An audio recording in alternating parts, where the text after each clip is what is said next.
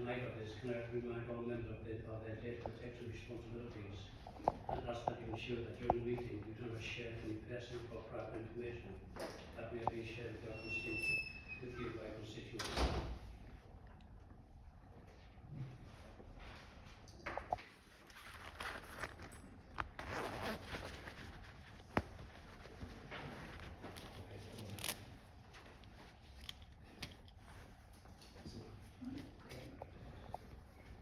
I would like to welcome everyone to the meeting of Police and Crown Public, including Commissioner, who joined us remotely.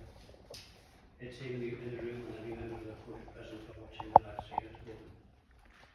In view of the recent tragic high-profile events, I would like to offer my thanks to the Commissioner for agreeing to add an item on the agenda. I would like to comment on the events and give panel members the opportunity to ask relevant questions. Before we start the meeting, I'd like to have 1 minute's silence in honour of the young people who lost their lives.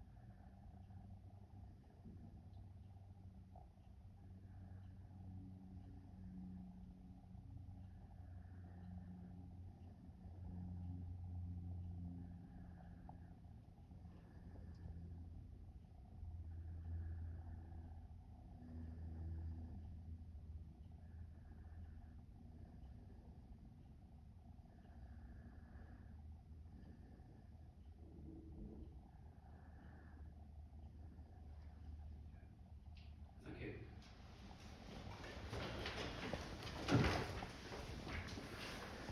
Before getting to that item, we will quickly deal with some regular housekeeping items.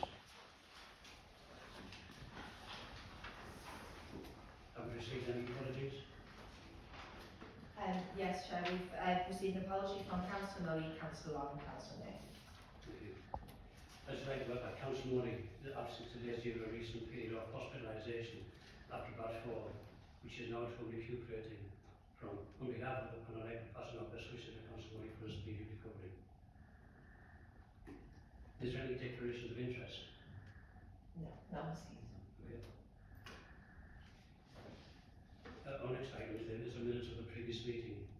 If you have any objections to the minutes from the last meeting held on the 7th of July being received as a correct record, please indicate if you wish to speak.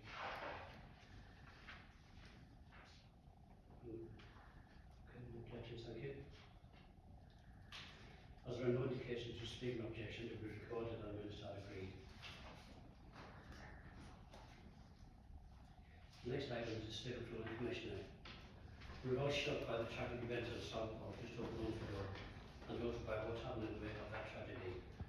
It is important, therefore, that the Commissioner is given an opportunity to reflect on those events and provide us with an update on how she and the Chief Constable are collaborating alongside key partners have worked together to respond to the item. Commissioner, over to you. Thank you, Chair. Can you all hear me okay? Yes? Yeah. Perfect. So, yes, thank you very much for giving me the opportunity to reflect on this. Obviously, it's been a very difficult few months for not just Southport, but I think across the region. Firstly and foremost, I particularly also want to remember BB, Elsie and Alice, who of course were the 3 little girls who tragically lost their lives. They were 3 beautiful little girls who were doing exactly what they should have been doing, dancing with their friends, you know, having a nice party over the summer, and obviously then we saw the awful events that unfolded. So my thoughts continue to very much be with their families, but also with the families of all of those who were affected, because we know there were a number of young girls there as well who continue to be affected by what happened. So very much thinking of all of them and what they're going through. I also would like to pay tribute to the members of staff as well on the emergency services. We saw an incredible response from all our frontline responders who very much put the safety of others before their own and worked incredibly hard, acting with care, compassion and bravery, and in the face of quite, you know, difficult scenes. And I've spoken to a few of them since then who have all spoken about how difficult it was. but just very much how they realised it was part of their job to do this, and I'm very grateful to them for the work they've done. And actually, we saw, particularly from the police officers, a number of the officers who actually responded to that incident on the Monday were then the same officers who were back on shift having bricks thrown at them on the Tuesday by those just seeking to cause disorder and chaos and just acting in the most, awful way. So, this is just not the way that we should ever be responding to our frontline responders who have put themselves, in harm's way and responded incredibly to such a difficult incident. We also saw that a lot of the riots and the disorder that we saw across the region was very much fueled by lies, by misinformation, by racist rhetoric that was being spread online,